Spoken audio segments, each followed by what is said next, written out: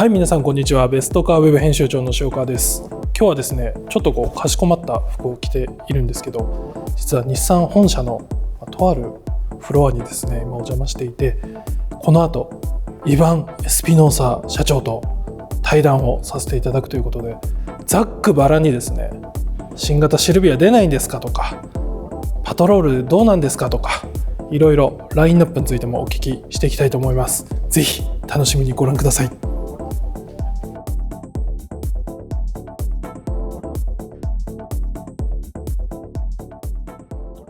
Well, I think we need to monitor everyone's performance, and this applies to every individual in the company and in the organization.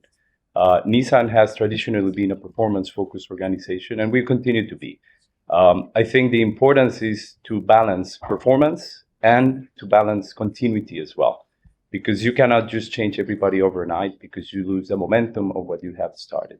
But my policy is simple, is just to monitor performance of individuals, make sure individuals have the right values, that values that are aligned with the organization that we want for the future, which is having a company that is breaking the silos, a company that is speedy, a company that is determined to achieve the vision that we have set together, and individuals that are ready to work and collaborate openly with each other.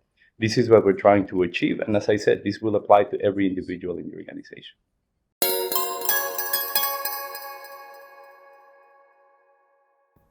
We've been exploring how to do this. It's a very competitive segment, and it's a segment in which, as you said, we are coming late if we come.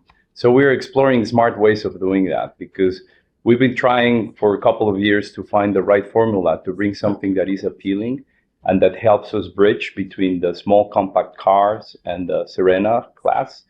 But we have failed as a company. So we are looking at different new ideas of how we can capture these customers, because I also don't want to come only with a Me Too offer. So we are exploring how we can imagine the future of this segment and trying to come in the next wave of product development. So this is what we're considering for the moment.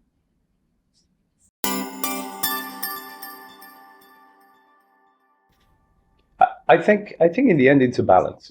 I think one of the issues that we face as a company in the past is we try to do everything following the same process or the same rules. And there's different types of products. When you have a company as big as Nissan with a lineup as big as what we have, you cannot treat every product the same way, and you cannot expect the same thing of every car. So you have some cars that are purely brand definition cars, legacy cars like Z, like Patrol, like even GTR. So cars that are really giving a shape to the brand. And the value of these cars is not necessarily only financial. In some cases it can be financial, but not necessarily has to be financial, because these are cars that are making your employees proud, are making people look at the brand in a different way, and pulling customers into the showroom, right? Making the brand youthful, appealing, fresh. Then you have other category of product, which is the business-oriented products. And these are products that you need to judge a bit in a different way, because in a way they are the foundation of your business. Yeah, they are products that should bring volume to keep our manufacturing facilities full, keeping our suppliers with good flow of parts, with good business, and in the end, turning a profit for the company. So these are other products that are a bit different in the overall portfolio. And then we have a third category, which is more tactical product. These tactical products are the ones that we are talking with partners to collaborate on. And our products are just complementary to our lineup and are very region specific, very unique market specific, and not really core to our strategy, but are helping us dress the lineup in some of the markets. So this is how we are attacking the portfolio as of now, a bit with a very different treatment for each of these categories of products. And looking at the different goals that each of these categories have to deliver. So this is how we're approaching portfolio.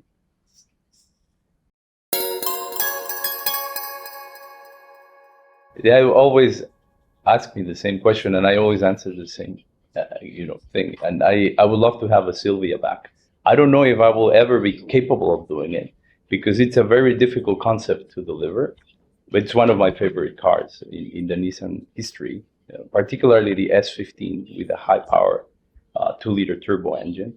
This car, for me, is one of the best light sports cars that we made. Yeah, and because of the chassis so light and so well tuned, so it's such a fun powertrain combination with the chassis that I would love to try and deliver something like this. It's very difficult because with today's regulations and crash performance and other things, having a chassis that is so light is very difficult. But this is one of the nameplates that I would love to bring back. And actually, it's funny because it's one of the cars that, in Nissan, normally they give you some driving training. And the last time I took my training refreshment was in an S50. And I was doing some they make you to drive a bit fast handling course. And I was scoring very good timings with the S15. The instructor was like, "Whoa, you're a good driver." So I was having so much fun on that car, and it just reminded me how good this car was. So this is one of the nameplates that I would love to bring if I can. At the moment, this is difficult, but if I ever can, this is one of the nameplates that I would like to bring back.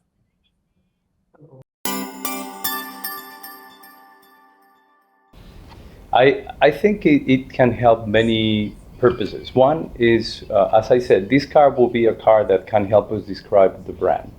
Second thing that this car could potentially achieve is appealing to a younger audience, as you said. One of the things as a car manufacturer you need to ensure is that you keep bringing young customers into your brand continuously. And this is not only about price. Of course, price is one area. But you also need to have something that is appealing to these young customers so that they can go and follow your brand.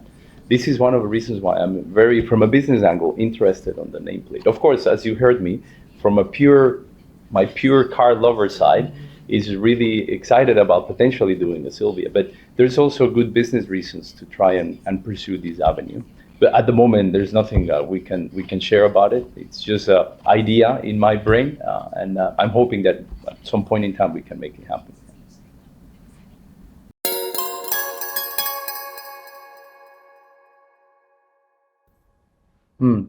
I think there's two things. One is, I think Nissan, we have stayed too close to the traditional values of a car. What I mean by this is good handling, good acceleration, good dynamic performance. And this is okay for a certain generation of people. Probably I'm at the boundary. People like my age, 40s or something and older, they love these things. But younger people, they think a little bit different. This is not enough. Yeah. For younger people, they need a car that is very well connected to their world, a car that is easy to use, a car that knows and anticipates what you need, because the life is so different for young people. Young people get everything immediately. You see, with the smartphones and all the technology that is around, the cars have to evolve into this, and they need to be upgradable. They need to be somehow tunable in an easy way. And these are things that today's cars are not offering. So this is a bit what I'm saying when I refer to the future is the intelligent car. A combination of a car that has that strong values that Nissan heritage has, like good performance, good dynamics, but then adds this additional value for younger people. This is exactly what we have to achieve as Nissan in the future, to appeal to younger customers while we keep the backbone of what Nissan is as a car company. This is what we will be chasing.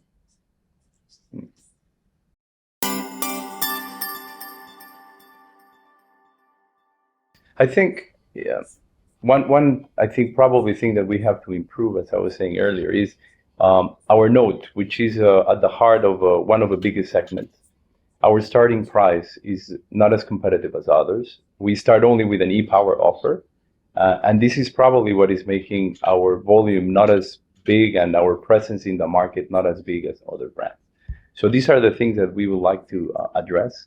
And this applies to some other vehicles in the lineup as well, where I think we have opportunities to improve the price points of our cars. Not necessarily being cheap, but having a better overall package option for customers. So this is, I think, one of the areas. The other is, I think, we have cars in other markets, as I was saying, and I mentioned petrol. But another good, I think, car that could work very well in Japan is Murano, a D-segment car. It was here some time ago. There were a lot of people that bought Muranos back then. And it's a car that people is asking me in Japan regularly about, like, why did you never brought Murano here? Why did you stop it? So this is one of the others that could help, because it's something that we are very good as a company on developing. We're very good at making C-segment and D-segment cars. Because of the presence we have in the US, we have learned a lot. And now with the presence we have in China, we have also learned a lot about technology and in-cabin experience. And these customers value this kind of content and technology. So this is one of the things I think that we can improve in the future. Yeah. I agree with you. This is something that we have to work on.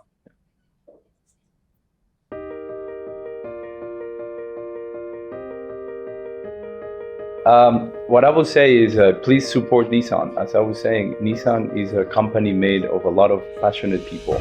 People that love cars, people that love customers. And we are working very hard to prepare these cars for you. I have more than 120,000 employees globally, working very hard night and day to deliver great technologies and thinking always about the customer, putting the customer at the center and bringing great technologies to them. So I would just tell them, please keep cheering on us. We're in a difficult position, but we are committed to come back and bring great products and great experiences to them. This is what I would tell them. Thank you.